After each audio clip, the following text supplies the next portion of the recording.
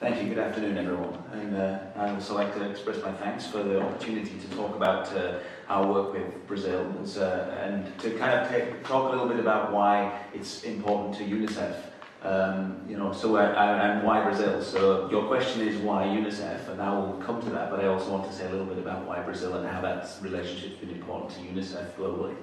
So I'm going to start, Mr. Chediak took some of my talking points already. He already mentioned some of the things. So, but I just want to very briefly give an introduction to how South-South cooperation is in Unicef, to give some context to our relationship with Brazil. So, Unicef is perhaps a latecomer to kind of these big kind of programs in South-South cooperation. We incorporated South-South cooperation in our strategic plan back in 2014, the past plan, and it's also in the new plan. But we actually got around to having kind of formal guidance on how to do South-South cooperation in our programs. Only last year did we issue guidance on how to do this. So really, in a way, this work is quite emerging for Unicef. In fact, we've been doing a lot of South-South cooperation for a long time, but we just haven't been doing it in a very formalized way. In fact, last year we were working in some way in South-South cooperation in 105 countries. But I think in none of these countries do we have the same kind of structured approach that we have in Brazil. So just to say that, how does Unicef see South-South cooperation? For us, in a sense, it's a way of achieving our mission, which is to realize children's rights and achieve goals for children and progress for children. So South-South cooperation is one means among several of achieving that. And it's kind of complementary to other kinds of assistance. And by this I don't only mean kind of North-South assistance, I mean things like our own technical assistance or cash or supplies or other things that we generally do in our programs or work with civil society. South-South cooperation is part of that mix. And I think it's a part that we've not done enough of, or we've not capitalized on as much as we can. And we're really looking now to think about how do we really benefit from South-South cooperation, because many of the challenges that children face around the world are common, or there's common features from them. And many of the really good solutions are coming from the South. And obviously one of the issues with Brazil is Brazil has a really strong track record in its work in social protection, in kind of inclusive growth and poverty reduction, and these kind of issues that are really important to our work. And so we really look to find where are these solutions coming from, and obviously Brazil is a place that's well known for its work in this area. Actually, UNICEF has worked on South-South cooperation with Brazil right the way back to 2004 and possibly earlier through the Laços Sul program on HIV/AIDS. But the more kind of formalized approach has been since 2011. We signed an MOU with Brazil that really focuses on how we work together with ABC to focus around programs on child rights and equity. So how can UNICEF work together with Brazil's bilateral programs and our programs to really support child rights and equity. And as I said, it's the first country with which we signed an MOU, and it's the country with which we have the kind of most structured approach. So I kind of hinted on it, but why Brazil before I say why UNICEF? So 3 reasons. The really strong programs that Brazil has in the social area that the rest of the world is interested to learn from, that really have a lot of relevance and are really, I'm thinking it started out with things like Bolsa Familia, but really, social protection is so much more than that, and there are so many kind of aspects of protecting vulnerable children and reaching the unreached, where Brazil is leading the way, and we can learn from that experience. I think the other thing which Mr. Chediak said is the strong commitment of Brazil to share that experience. And I think that's something that's kind of special, that it's not present in all countries, and it's not necessarily not a desire, but the desire is so strong in Brazil to have other people benefit from that learning. And I think that's something that's been very motivating to our partnership. And then the third reason I was looking for a word for it, and I just call it professional, is the kind of professional support we get from working with ABC around making programs that actually work. Because I think, despite the interest in South-South cooperation, there's often, well, how do you know that these South-South cooperation is actually working, that it's achieving results, that these things actually make a difference? And I think there's a real focus in ABC on saying we want to design programs that actually have an impact in the country that's coming. We don't want people just coming to see our work and then we go away and we don't know what happens afterwards. And I think that commitment to try to establish mechanisms and procedures on how to do South-South cooperation that is effective, and I think a lot of other countries can learn from that in itself in terms of some of the tools and techniques and approaches that Brazil is using. So I think for me that's three of the things that are important. And on that, I have to say, so as I mentioned, we had our first official guidance on South-South cooperation kind of last year or early this year when it was released. And what's kind of important about that is that actually it was quite informed by some of the experience in working with Brazil and some of the approaches, because we had a workshop and we actually invited, I think Anna Maria was at the workshop where we were looking at what's UNICEF's real added value, and we learned a lot from this cooperation. So why UNICEF? I hope there's something in it for you guys too. So I hear this.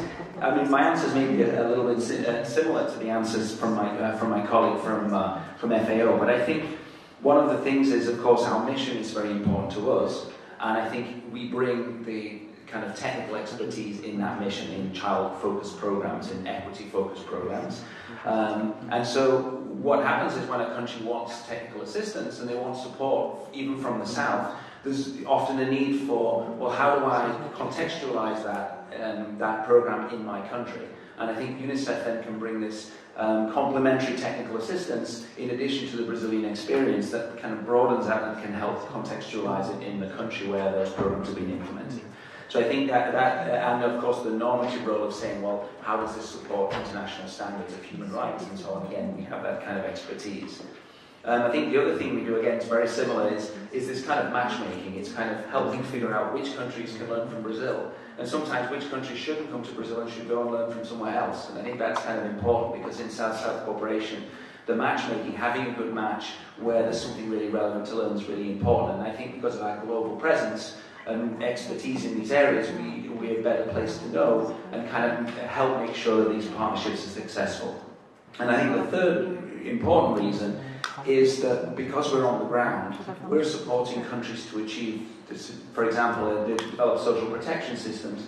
So there's a cooperation with Brazil, but then we're in the country day to day to make sure that cooperation is built on and followed up and is part of a nationally implemented program. And I think that is something where our presence on the ground is really valuable, because then we make sure that cooperation has a life and can really feed into some concrete results. So the cooperation we have with Brazil, what does it look like? I mean, it's primarily study visits and kind of technical support missions. So it's very oriented around transferring and capitalizing on Brazilian technical expertise. It's not really about money and funding. We don't receive a large amount of funding, and we're not, and the programs are not focused on that. They're really focused in the knowledge and experience, deep experience from Brazil, and how to transfer that to other countries. And I think that's greatly appreciated. Of course, we all like to have funding for our programs, but I mean, I think the real value here is in this really deep technical expertise. And sometimes this can be kind of a very short span of assistance, and sometimes it can be multi-year programs. Just to give an example of the scale and type of program, basically over the past 5 years, through the partnership with ABC, with UNICEF, there's been support to 20 countries across multiple sectors, including health, education, water and sanitation. But the most common areas are in social protection and also in child protection systems. And just a couple of illustrative examples. So one that's not in social protection, but I always like this example, is the support to urban water supply in Ethiopia, where a region in Brazil is also supporting a kind of regional or an urban water supply facility in Ethiopia. And why that's kind of interesting is that UNICEF does a lot of work in water and sanitation, but we're doing often rural water supply, not urban water supply. So in fact, we could use the expertise of Brazil to help in Ethiopia in urban areas, and that complements the expertise that we have in water and sanitation, and I think it's a really kind of an interesting program. And of course, UNICEF's not doing work in water and sanitation in Brazil at all, right? So that's a kind of an interesting example. I mean, a couple of examples is a work with Jamaica on improving the child protection system, in particular juvenile justice, and learning some of the experiences from Brazil in how to make a kind of child-friendly juvenile justice system that respects the rights of adolescents. And that's kind of a really interesting program. And then another program in Sao Tome, which is really on the development of a social protection policy for Sao Tome, learning from Brazil's long experience. That's just a kind of illustrative example of the kinds of things we do. If I was to think about moving forward and what do we what does the future hold? I mean, I think we want more of the same, because I think it's great, and I think there's a lot of demand, actually. I think one of the challenges we have is managing the demand, because everyone wants to come and learn from Brazil. So how do we do this in a really kind of systematic, results-based way? I think, interestingly, one of the things we have done, so I'm going to do a little bit of a promo, there's a publication here, which is, actually we did the Brazil office did an analysis of what are the lessons learned from effective cooperation, and I'd encourage you all to look, because this has some really interesting thoughts about what is the added value of the trilateral relationship between a UN agency and the Brazilian government, and what are some of the things that work well and don't work well in terms of how to make those programs work. So this document's outside, and I encourage you all to take a copy, and we are learning from these lessons beyond Brazil as well. So I think that's one thing. I think one of another challenge we have that we want to work on together going forwards is that I think I've heard in many of these meetings the challenges with measuring the results from South-South cooperation. So it's not just helping the programs and then seeing the programs work, but what's the added value of South-South cooperation compared to other approaches, or what's the additional versus just a national program? And I think we have ideas of that, and we have stories, and what we've started to do now is in Unicef is we've developed a theory of change around how does South-South cooperation make a difference, and we're starting to look at, well, how will we measure that? And often it's through the stories of where somebody adopted a new policy or changed something because of something they learned, so something they learned from Brazil. So we look forward to working a little bit more with you on figuring that out.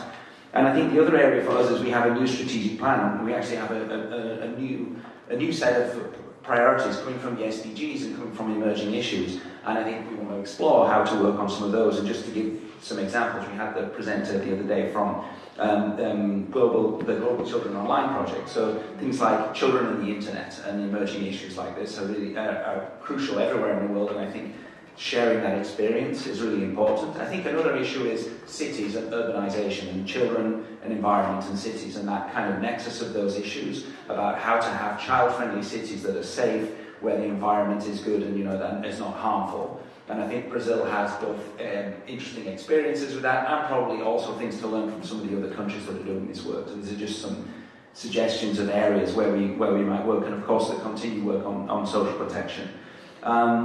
Okay, I think that I've probably spoken for long enough. So anyway, I just wanted to give you a flavour on how much we really appreciate the opportunity to speak today, but how much we really appreciate this long-standing relationship with Brazil and with ABC. Thank you. Thank you.